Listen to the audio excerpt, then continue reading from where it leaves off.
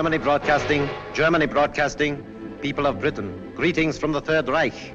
This is the voice you have learned to fear. This is the voice of terror. Again we bring you disaster, crushing, humiliating disaster. It is folly to stand against the mighty wrath of the Fuhrer. Do you need more testimony of his invincible might to bring you to your knees? Very well. Are you ready, operative number 7? This is the voice of terror. A secret airplane factory somewhere in England. Listen, the screams of the dying can still be heard. This is the voice of terror. Are you there, people of Britain, shivering in your cellars? Listen, operative 41. The fuse is lighted. Oil to fuel your navy, to feed your tanks. There it goes up in smoke by the millions of gallons. This is the voice of terror. Do you still believe that there are secrets unknown to the Fuhrer? Listen. Tonight at 7:10, an important diplomat boarded a train at a little station outside Liverpool. Each split second is accounted for. The rails divide. The train hurtles through the air.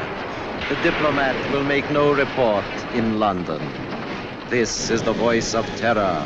Englishmen, do you still await your doom in your stupid, stuffy little clubs? It will come, I promise you. Operative 23, the time is now. We strike you on the high seas, as well as on the land. This is the voice of terror. Englishmen, the Fuhrer strikes you now as he pleases. Water pours through your greatest dam, smashing everything before it, even as our invincible armies roll toward their objectives.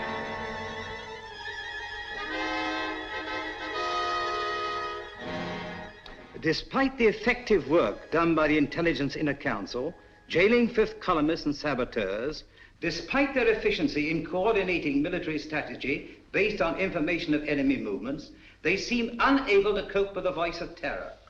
Already 6 military catastrophes have occurred. The unmitigated nerve of the press. Now they're attacking us. Blast the fellow to kingdom come. If only we could keep this insidious stuff off the air. I'm not sure that I agree with you. What purpose would that serve? Well, the people wouldn't have to listen to it. I've been talking to Crosby, the radio technician. If we want him jammed off the air, Crosby can do it.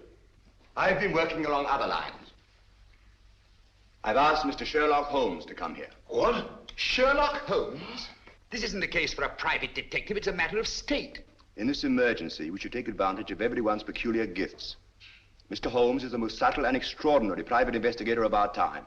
Are you intimating that the Army and Navy intelligence plus Scotland Yard are not equal to the occasion, Sir Evan? I'm sure they're equal to any occasion. They've done a marvelous job of lining up fifth columnists, saboteurs, and keeping us informed of the enemy's movements. But the voice of terror seems to have them stumped. Sherlock Holmes may have a new approach that will solve the problem. What's happened inside these walls has always been secret. We don't want any outsiders here. I'm positively and irrevocably opposed to calling in Sherlock Holmes. Perhaps you'll change your mind. I see nothing whatever to make me do so. Prentice is right. For ordinary criminal investigation, Holmes is excellent, but not for this. He's unorthodox and theatrical. I can tell you all about him. Gentlemen, perhaps I can throw some light on the subject myself. Holmes, how are you? So good of you to come. Good afternoon, Sir Evan. Your card opened all doors. Oh, Blouser! Oh, you've put on a little weight since you left school. You don't look any younger yourself, Dimples. How are you? Fine. Come in, won't you? You know these gentlemen? I think so. How do you do? I haven't had that pleasure. May I introduce my friend and associate, Dr. Watson? How do you do? I'm afraid I've arrived at an embarrassing moment. Not at all. This gentleman here, Admiral Sir John Prentice. Admiral Prentice, objects most strongly to my being called in. How could you possibly infer that? From the carpet. Carpet? A man who rises from his chair and digs his heels sternly into the carpet is violently opposed to something, and the Admiral, being quite distressed by the criticisms of the press, would be most apt to resent my intrusion. Well, you've just arrived from Sevenoaks. Yes, of course. How on earth did you know that? Oh, pardon my mentioning it, but adhering to your left boot heel is a variety of clay known only in Sevenoaks. An amazing piece of deduction. Elementary, my dear Baron. Here's a broadcast of the voice of terror.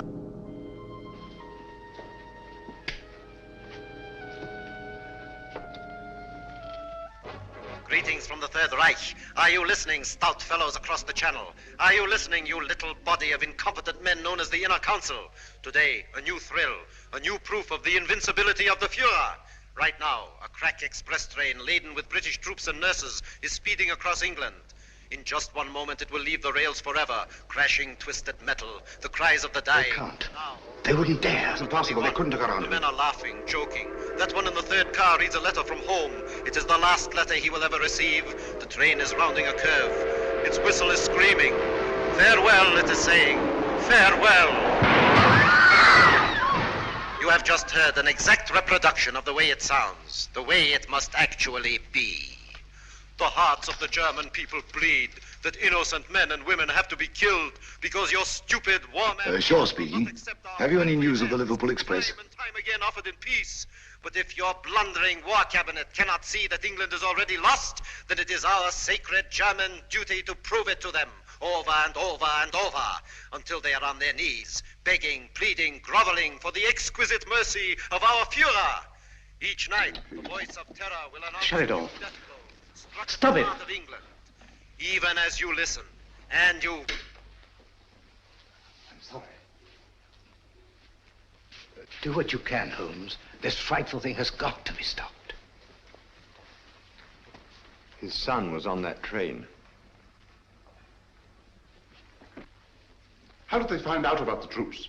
It was an absolute secret. Gentlemen, something must be done about this thing at once. Yes. First of all, then, the voice must not be blocked off the air. But he's a menace. All over the Empire, this horrible news is broadcast, blown up out of all proportions. The world is beginning to believe it. Even our allies are counting England out. People are frightened, panicky. The British people are not so easily panicked. It's dangerous, I tell you, to let this thing go on. Dangerous, yes, Captain Shaw.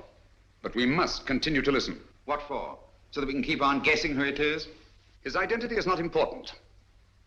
The important thing is the purpose behind this campaign of terror. Purpose, indeed. Isn't it enough that our most secret plans are known? Our ships are being destroyed, our trains wrecked? I'm convinced that these disasters are only a prelude, a smokescreen, to cover up a more diabolic plan. And I intend to find out what that plan is.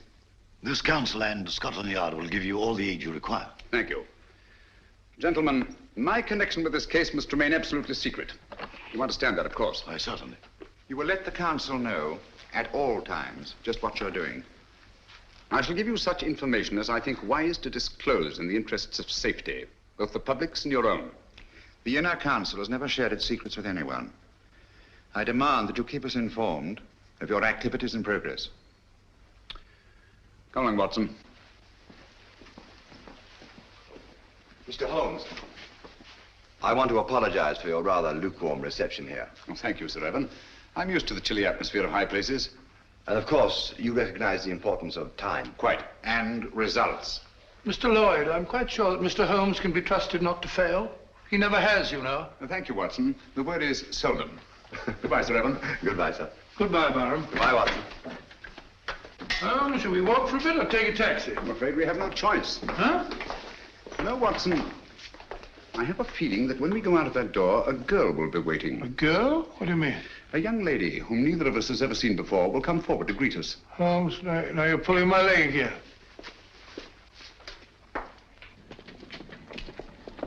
Mr. Holmes, I'm Jill Grandis. How do you do?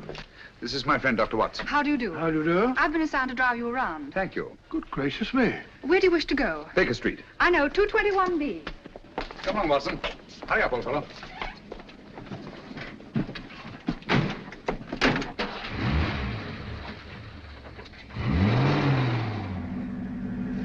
Holmes, the girl waiting. What an extraordinary thing. Elementary, my dear Watson. No, it's an amazing deduction. How on earth did you arrive at it? Barham told me. Huh?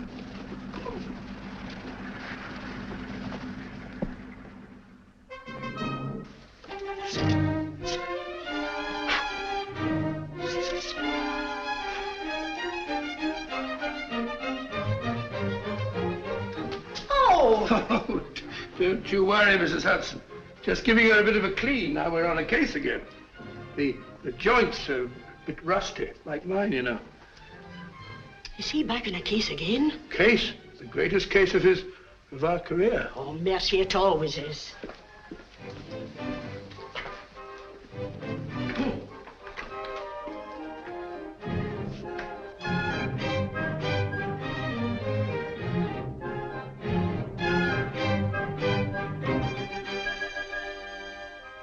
Holmes.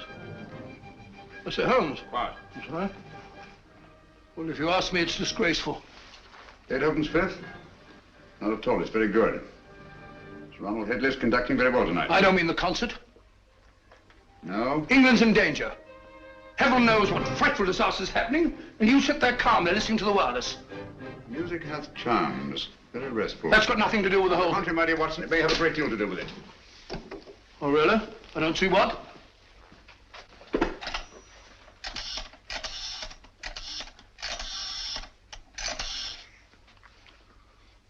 BBC request station. This is Sherlock Holmes. I understand you play recordings. Would you mind playing Beethoven's Fifth, conducted by Sir Ronald Headley? Thank you very much. But you just heard it. I like it. Huh?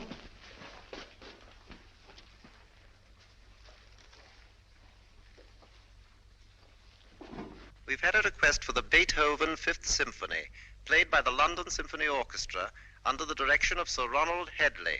This is a transcription.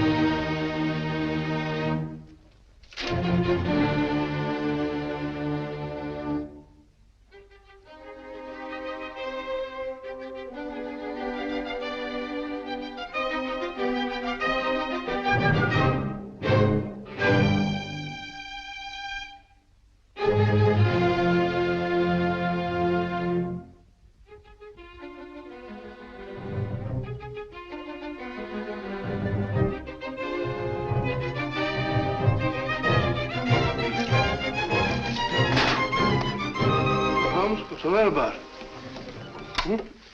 I say, Holmes, I don't think... Shh.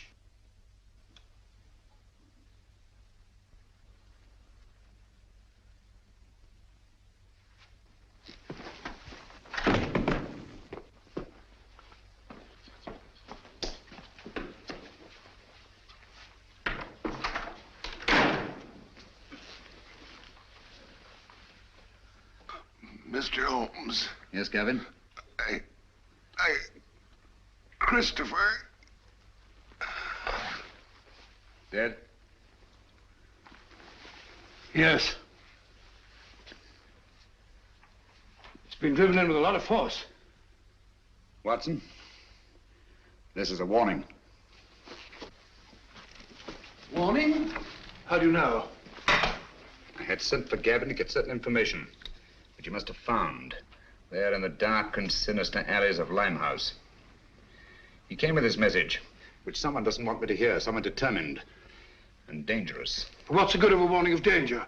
You don't know from what or from whom? That we shall have to discover. This knife was thrown by the tip, from a distance of about 50 feet, by a man about 5'10". Steady, Holmes.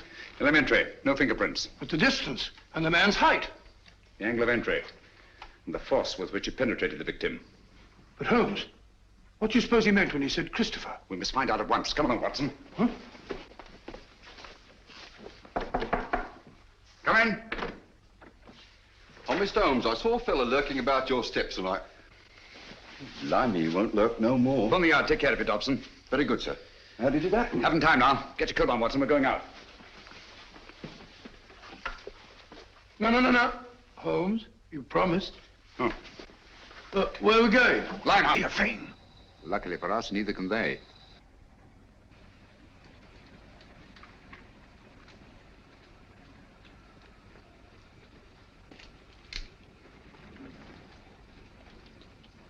Apparently, the enemy has found out that we joined forces with the government. What makes you think that? This knife, like the knife which killed Gavin, was thrown by a former habitué of the docks in Hamburg. It's a German knife. The knife throwers of Hamburg are extremely expert. Mr. Holmes, can't we come back in the daytime? Certainly not. I don't think we're safe. No one in the world is safe now, Watson. Least of all us.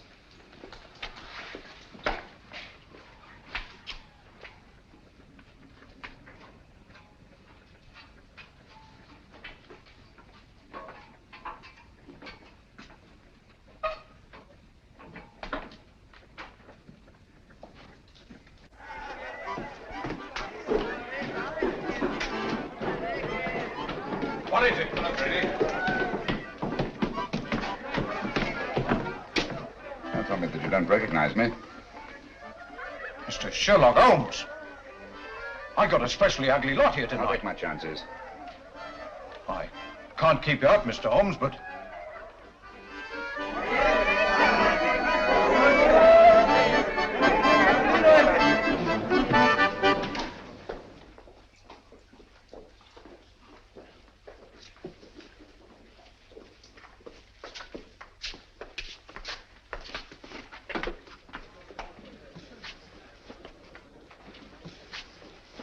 Where's the girl, Kitty? Gavin's sweetheart. His wife. Can you get her? It's urgent. Try. Holmes, I don't think I like this place much.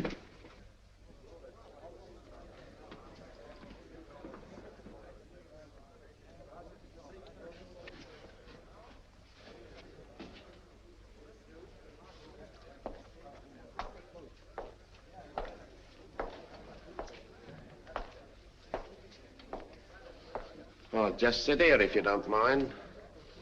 I think you'll recognize me, Mr. Holmes, if you look hard enough. Camberwell. You've got a long memory.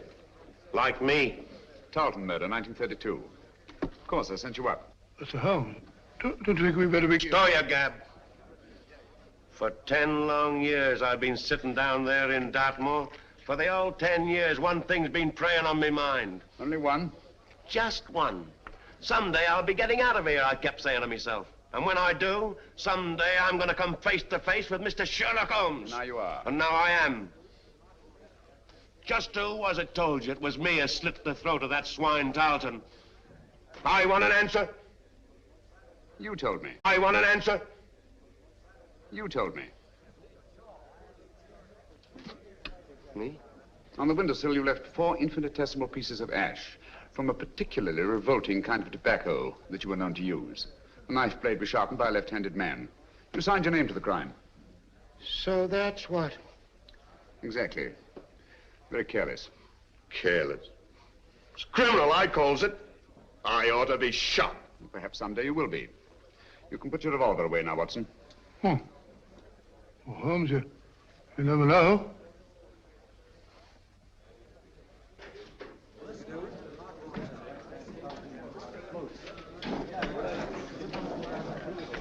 Where's Gavin? Sit down, Kitty. Where is he? You've got him into trouble. What have you done to him? Take it easy, Kitty. Gavin's dead. Dead? Oh, it ain't possible. Well, I was with him only 2 hours ago. You're trying to frighten me. No, I'm not, Kitty. It's you. You killed him. I warned him to stay away from you. I knew you'd do him in. I had nothing to do with it, Kitty. Well, who did then? Who did? He was knifed on my doorstep.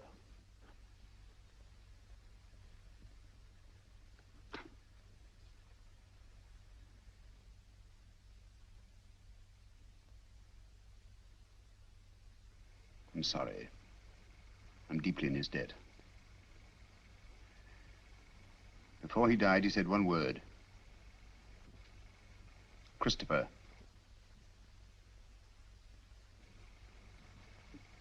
You know what it means? I've got to know. What's that to me? You want to avenge Gavin's death, don't you? I don't want nothing to do with it. Nor with you. I never had any dealings with the police, and I won't start now. I'm not asking this for myself. Our country, England, is at stake. Gavin was killed not by his own enemies, not even mine, but by the enemies of England. So that's it. Yes, Kitty. The Nazis killed him. Help me to find out what Christopher means, and I promise the man who murdered Gavin shall pay for it. Think, Kitty. The cutthroats of the world menace us all. You can help stop this savagery. Yes, you, Kitty. It would take the police weeks, months perhaps, to find out a certain piece of information we must have. That's not so with you and your friends. You know every nook and corner of London. Get them to help us. We need their help. Your friends will become an army. Do you understand? Secret, invisible, and mighty. And you will be at their head, Kitty. You will be their leader.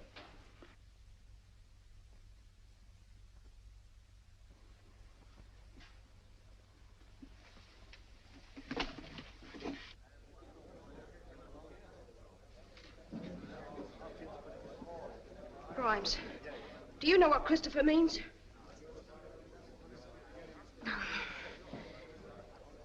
Dugan, do you know? Dugan, listen to me. I ain't got no time to listen to you, girlie. But you gotta listen. Someone killed Gavin. I don't know who, but you gotta help me find out. All right, don't help me then. Cut your own throats, that's what you're doing. Help me or help the Nazis? Sure, the Nazis killed Gavin. They might be your friends protecting them the way you are. Don't you know that all the crimes they commit are being blamed on you? Well, they are, and I hope you're hanged for them. You can have it. As for me, I'm British, and I'm proud of it. Nobody's gonna call me a Nazi and get away with it. Well, help me then. Tell me what Christopher means. Never heard of it. Well, don't anybody know? It's gotta mean something. Speak up if you know what it is. Let's have it. Don't mean a thing to me. You're gonna creep in the corners all your life? You're gonna sneak away at the very sight of a man like this and show him what cowards you are? What are you afraid of? I'm not asking this for myself. England's at stake. You're England as much as anyone else's. Got no time to think about whose side we're on. There's only one side, England. No matter how high or how low we are. You, and you. We're all on the same team. We've all got the same goal. Victory! Now, what do you want to know? Spread out all over London. But find out what Christopher means. We'll find out. No fear about that. Thank you, Kitty. Well done, my dear. Shaw speaking. Yes, Miss Grandis. That checks with my report. No, Miss Grandis. Sir Evan hasn't arrived yet. Yes, thank you. Miss Grandis reports that Holmes spent some time at the Air Ministry today. That checks with my information. Last night, a murder and a session in Limehouse. I wonder what the fellow... He's here now. I don't think I need to report on my activities, gentlemen. You must be fairly well informed. We have our methods, Holmes. It only remains for you to show what's been accomplished. All in good time, Mr. Lloyd. Good evening, gentlemen. Good evening, Sir Evan. What's the matter? You look pale. Oh, it's nothing. Barham, your hand. Let's have a look at it, Barham. Oh, it's really nothing. Just an accident. What sort of an accident? Some fella took a shot at me, just as I was leaving the house. Took a shot at you? It's only a scratch. Ugly thing to happen. Have you any idea who it was? No, I haven't. He popped up out of the bushes, just as I was getting into my car. Fired once, then disappeared. What do you make of it, Watson? Bullet wound. Congratulations.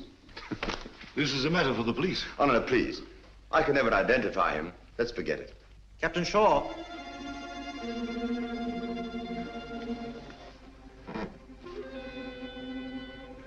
People of Britain, greetings.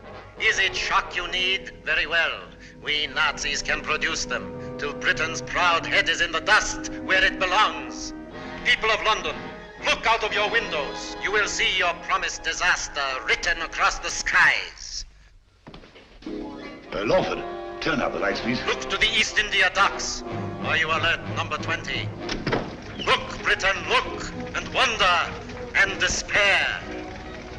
We Nazis keep our promises. There's a terrible fire in East End. Concentration of men and supplies. American bombers, tanks, gone. Destroyed utterly. The flames are mounting, higher and higher and higher. Now the glare must be visible even to the short-sighted leaders of your bewildered government. Mark well the towering fires. They consume your new planes from America, your meager store of tanks, your puny munitions, and your food. Planes that were your only defense against our all-powerful Luftwaffe. Tanks and munitions that you prayed would hold against the magnificent 50-ton German land monsters, which will soon be crashing through your very houses. Food. Desperately needed morsels you...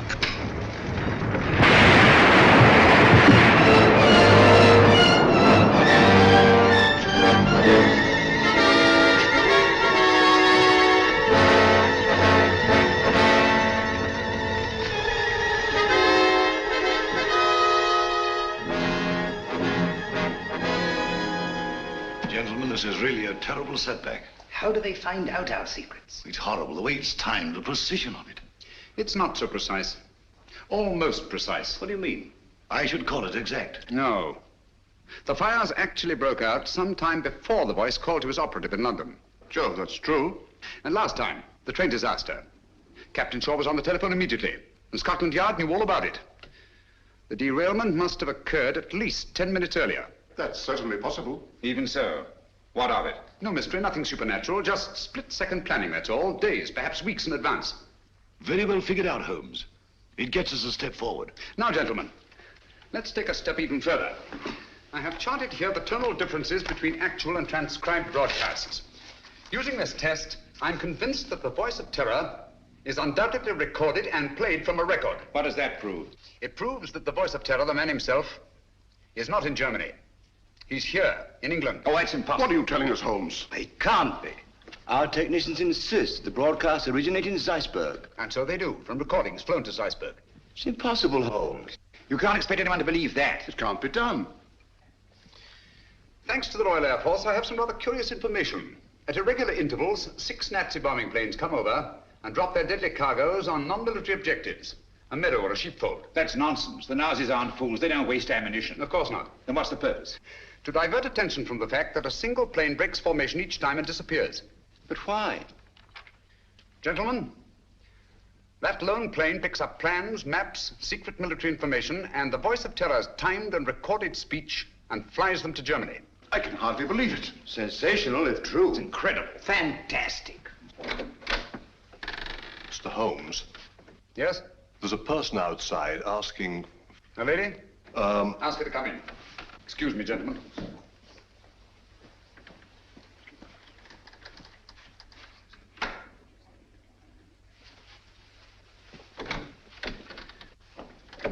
Gentlemen, I must leave at once. Where are you going? That must remain a secret, even from this council. I object to this, Mr. Holmes. You're here against my wishes. Since you are here, I demand to know what's being done. As I've already told you, Mr. Lloyd, I shall report to this council at the proper time. And so, gentlemen, until we meet again, as I hope we will, take no unnecessary risks. We're all in grave danger. Come along, Watson. Coming.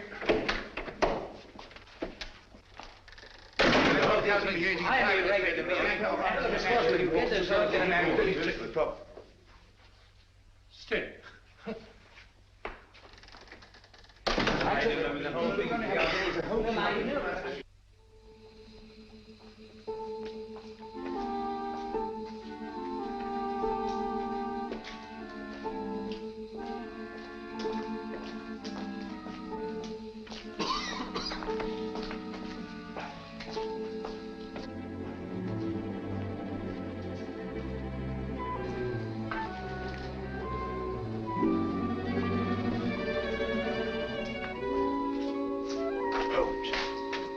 we're being followed.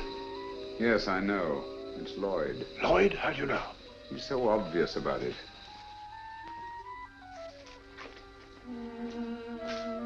Good evening, Mr. Lloyd.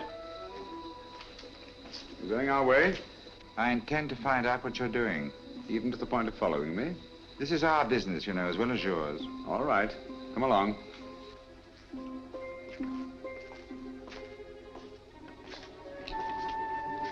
This is the place. Seems deserted. It's been deserted for years. Not very securely locked. Fortunate, isn't it?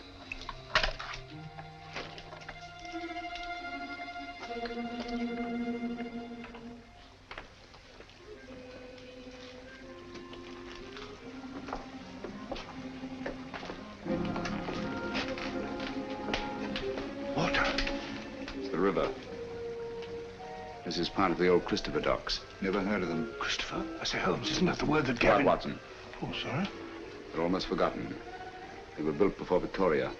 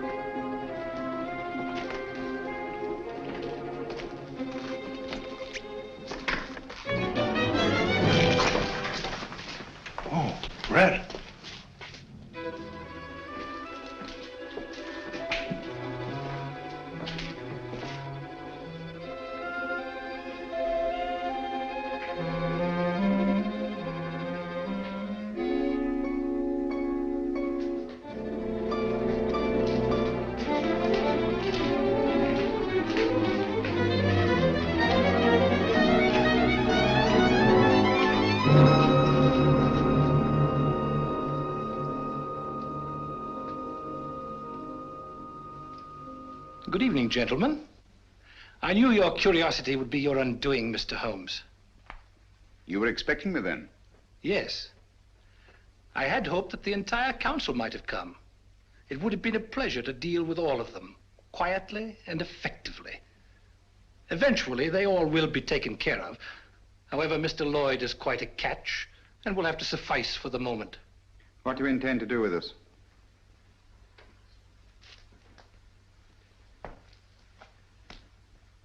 Were it not that time is so pressing, we might first put you on trial. On trial for what? Crimes against the Third Reich. Misguided efforts to wreck our inevitable victory. Mr. Lloyd, your super-British patriotism, your blundering but sometimes effective intelligence efforts are well known. We have quite a score against you, which will be settled. Dr. Watson. A fair physician, no doubt, but of no consequence. To our stupid British minds, every life is of consequence. A quaint notion of an even quainter nation. We are not like that. We know that only the powerful are worthy of respect. Let our record speak for us. Your record speaks. It's brilliant. Thank you. A brilliant record of rapacity, cruelty, torture, deceit, and murder. Murder?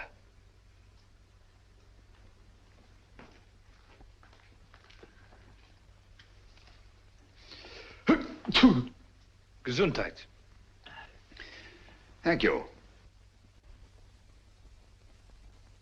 Cold? It is a little chilly in here. I'm sorry you're uncomfortable.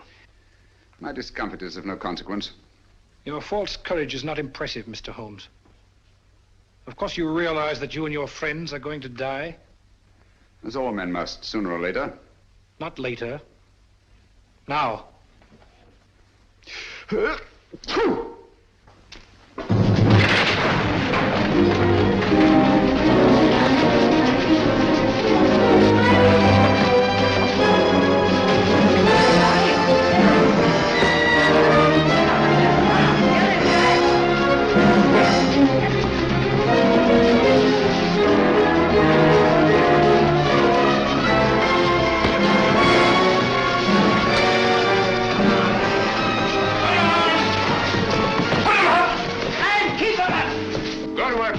It's a pleasure, sir. All right, then. Line him up there against the wall. Come on, get back. Come on, get back.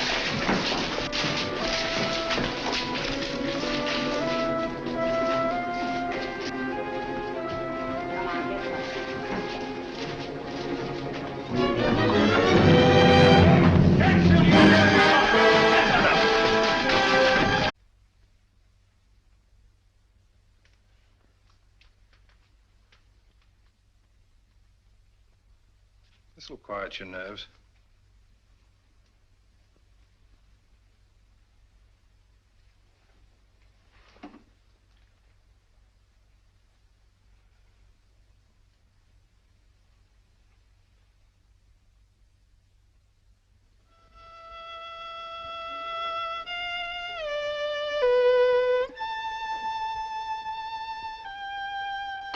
The tea's got cold again.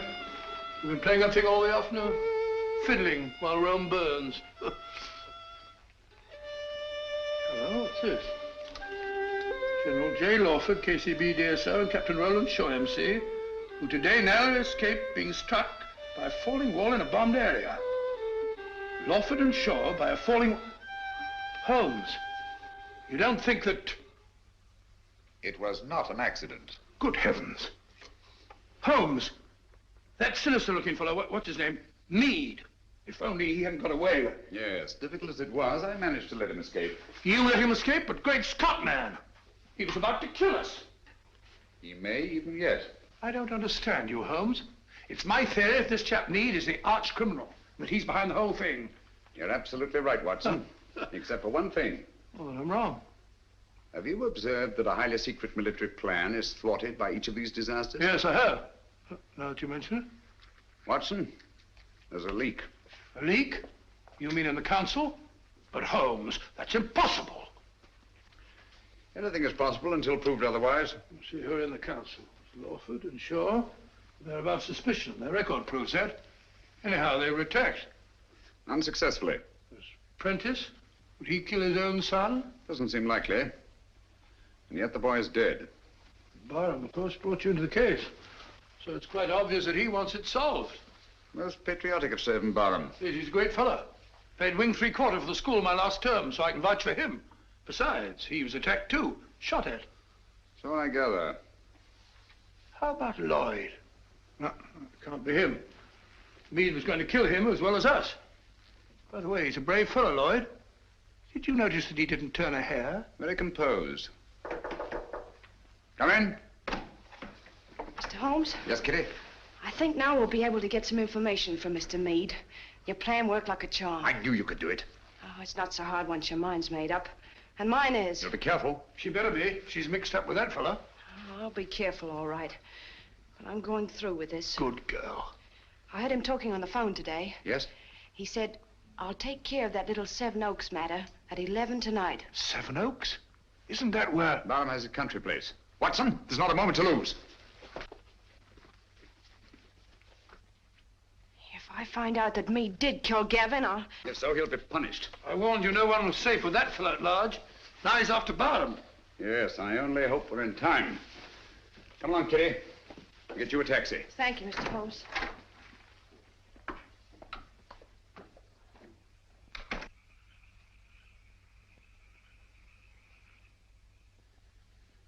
You think you ought to go it alone, sir? Worrying about that escaped German agent, huh? He threatens to kill the entire council, sir. Come, Smithson. Took bigger chances than this in the trenches. You've forgotten. I know, sir, but we were younger then. And there were no such thing as Nazis. I'm ready for him. I understand, sir.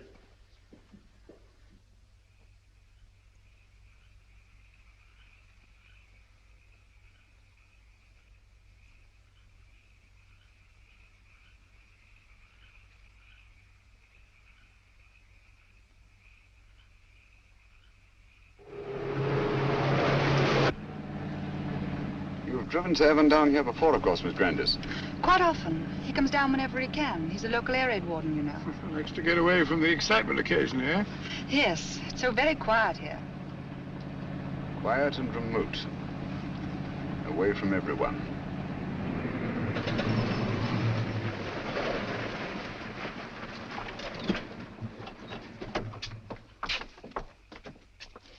Yes? Oh, Miss Jill. It's all right, Smithson. Where's Sir Evan? On his rounds, miss. Which way? Down that lane of trees, sir. I'll go. You stay here. You too, Watson.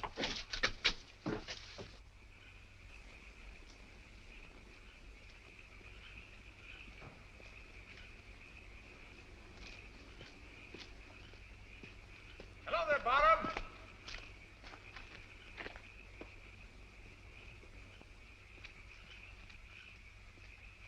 Holmes, what on earth are you doing out here? I've been worried about you. Yes? That fellow Meade appears to be in the neighborhood. Do you mind if I go along with you? I feel better about it. Not at all. I'd appreciate the company. You know, it gets quite lonesome, especially on a night like this. By the way, do you feel you're getting any nearer a solution of this terrible business? Yes, yes, the end is in sight. Really? Well, would you mind telling me? Listen. Air raid sirens. Yes. Coming our way. Yes. Well, I don't seem to hear any planes. Wait a minute. I can. Look, there's one. She's coming right over.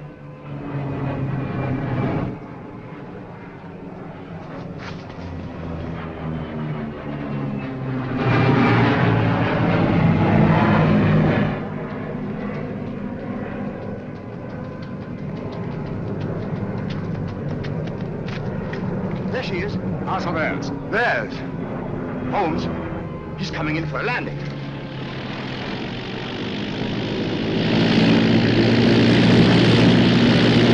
The swine. That's a pickup plane. The voice must be here, close by. Then we've got him. Barham! Be careful!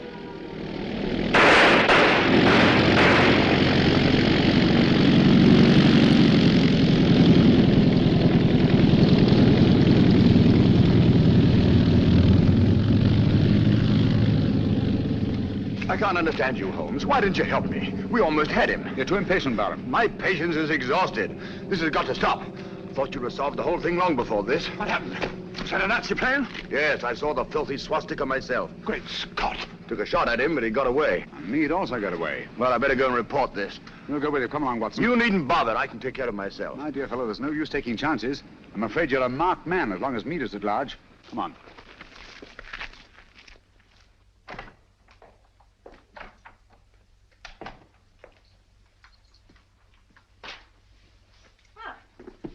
You're a fine one, leaving me alone half the night.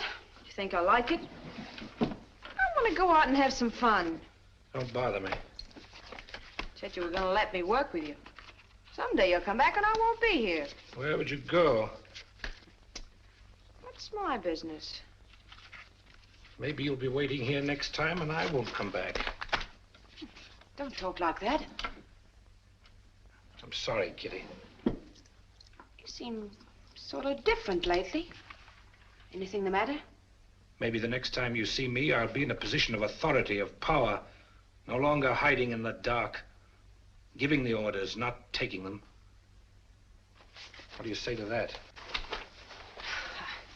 You're drunk. Drunk? Yes.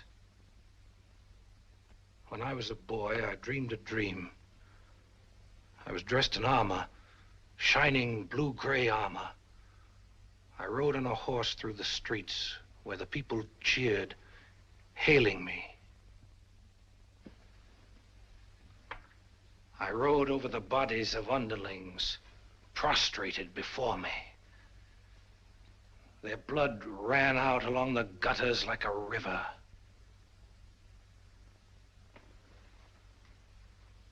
What if this was no dream? What if it was prophecy? What if all this comes to pass? Well, something must have happened to you. Yes, Kitty. Something that you're going to share with me. Get your coat. Hurry.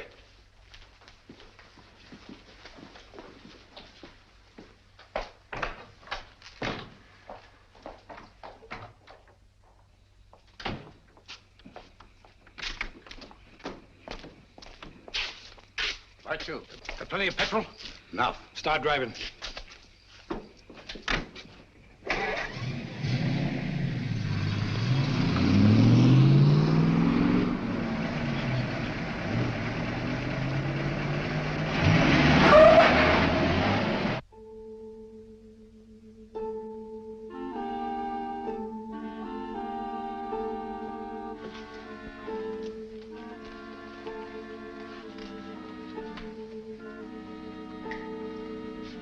Where's Holmes? He'll be here, I'm sure. It's starting now.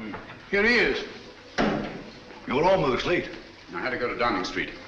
Good evening, ladies and gentlemen. Your favorite broadcaster, the voice of terror, coming to you from Zeisburg.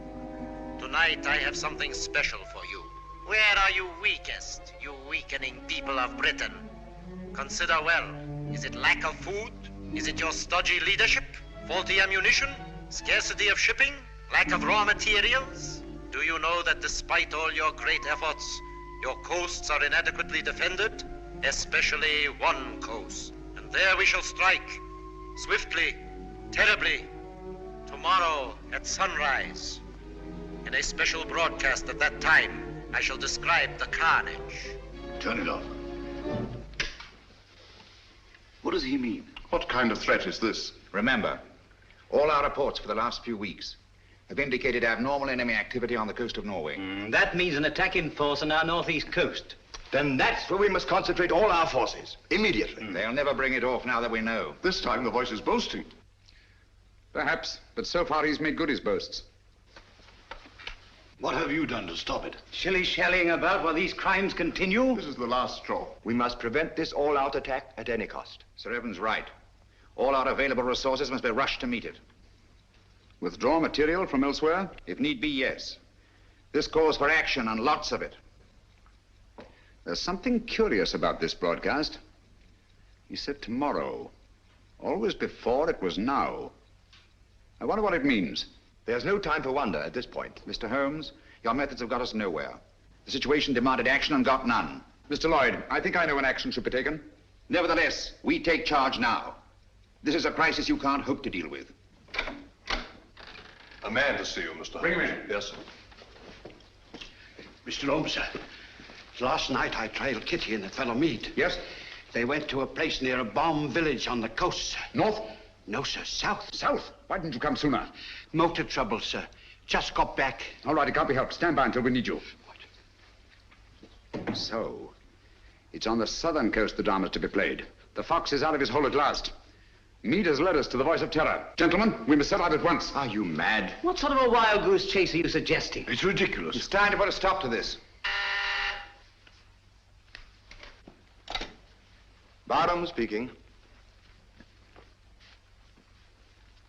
Yes, of course. We've been ordered to accompany Mr. Holmes.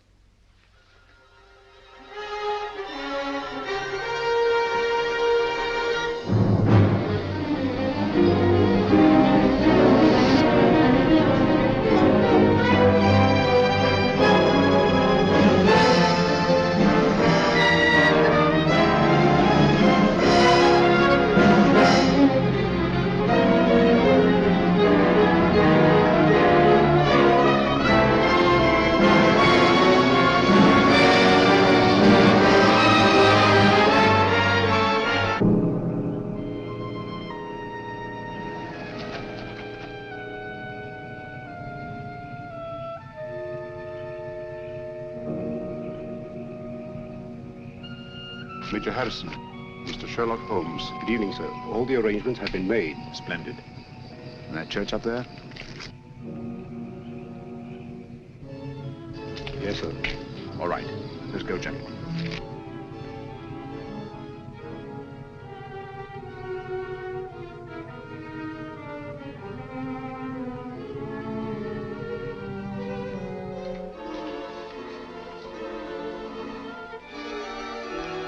Von Borg seems to be delayed.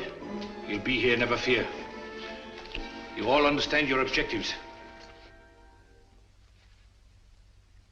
Sheila! Sheila! Yes, sir. You understand what you're to do? Yes, sir. I'm going with the first contingent to Liverpool. Your men are waiting there, organized to take control? They have been ready and waiting for weeks. What was that?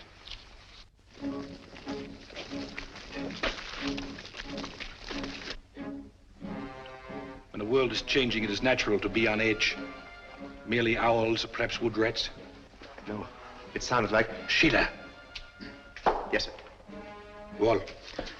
City of Croydon and Croydon Airport. All is prepared. You go. Birmingham, where I used to slave in the factories, but not anymore. The day has come at last.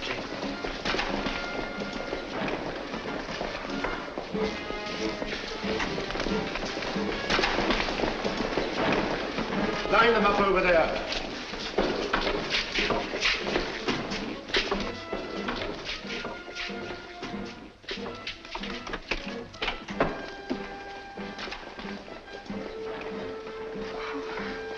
Mr. Holmes. Oh, I was afraid you'd be too late. I'm glad you're safe, Kitty. Come along, sit down.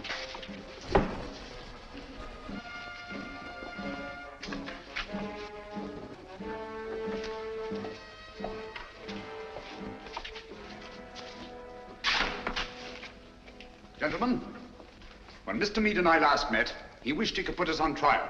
Mr. Lloyd, Dr. Watson, and myself. Now, Mead, you are on trial. First, let me tell you why you have met here. The vague but canny threat against our northeastern coast was a blind.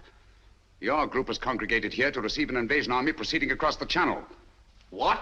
Invasion? All those men rushed for defense of the north? I can't believe it. It sounds impossible. Sit down for a moment. It seems absurd of me. At the head of this mighty force, the picked and chosen, the faithful were to proceed to various centers of our country and take up positions of authority. And we shall. Do you understand that? Unfortunately for you, that is not to be. We're held, yes. But the invasion will proceed without us. What else is there doing nothing? Why, we are helpless here. Please be patient. You called me in on this case. to identify and to silence the voice of terror and to circumvent the unknown plan behind it. That undertaking is still in progress, but we are rapidly drawing to a conclusion. Gentlemen, the voice of terror is here with you in this church. What? Are you referring to Meade? Why, who is it? Meade was my one sure connection with the voice of terror. At the warehouse, I allowed him to escape and assigned Kitty here to trail him. When I learned through Kitty's abduction that Meade had come down here to meet with a group of men, I asked myself why. Why a deserted fishing village on the Channel when Scotland was to be the next scene of disaster? And why was it necessary to withdraw great stores of ordnance and material for the protection of Scotland? It was a ruse, gentlemen, to leave this coast unprotected. A ruse devised by the voice of terror. I knew quite early, of course, that the voice was a member of your august body.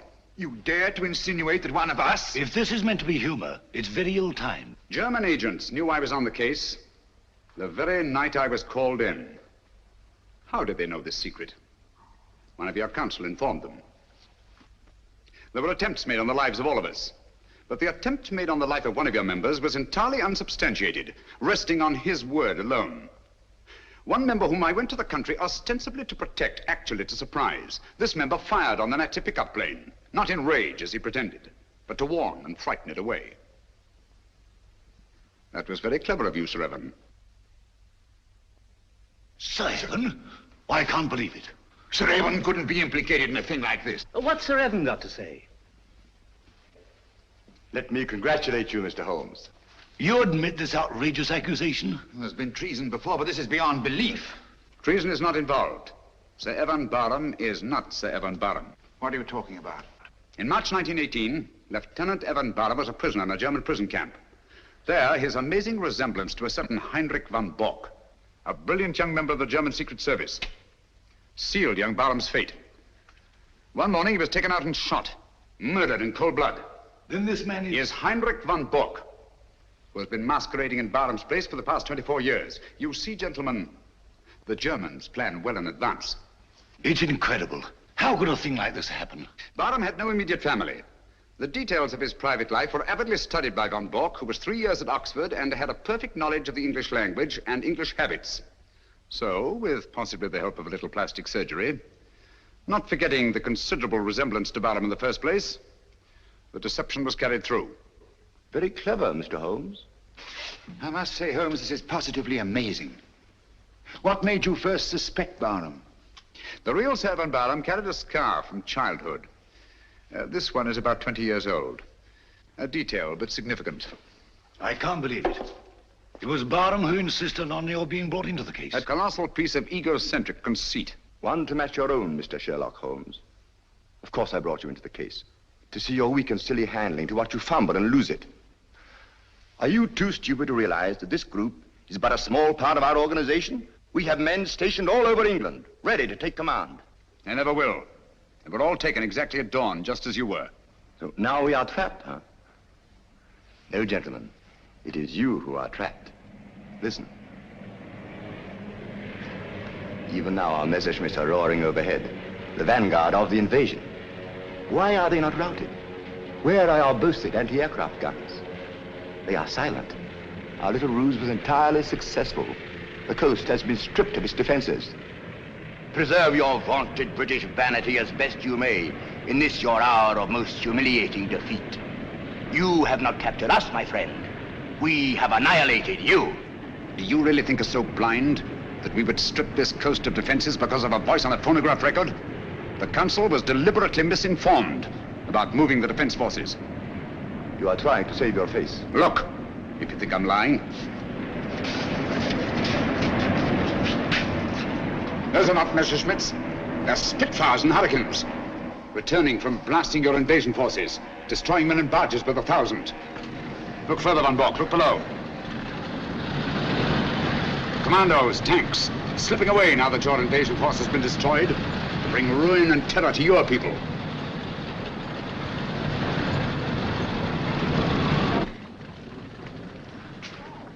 I wonder if there's anything on the wireless about this.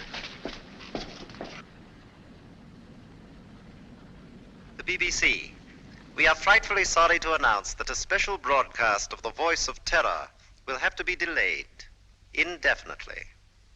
A threat against our northern coasts, made only as a blind to cover the enemy's invasion plans, has not been fulfilled. Instead, our victorious planes have blasted invasion bases on the continent, destroying enormous stores of materiel and troops. More news of this triumphant victory tomorrow. At the same time, the scattered Nazi agents all over the Commonwealth have been unceremoniously clapped into prison. That is all.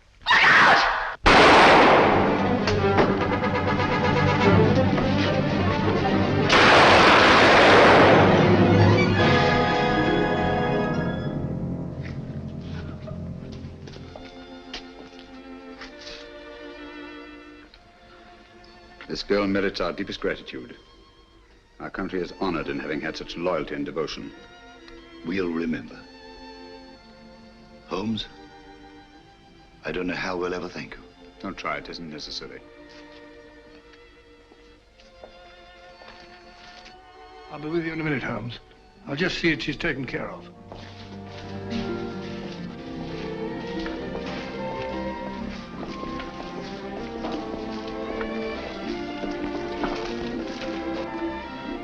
I always did think that chap was an imposter. Barham was a good fellow. Played wing three-quarter for the school.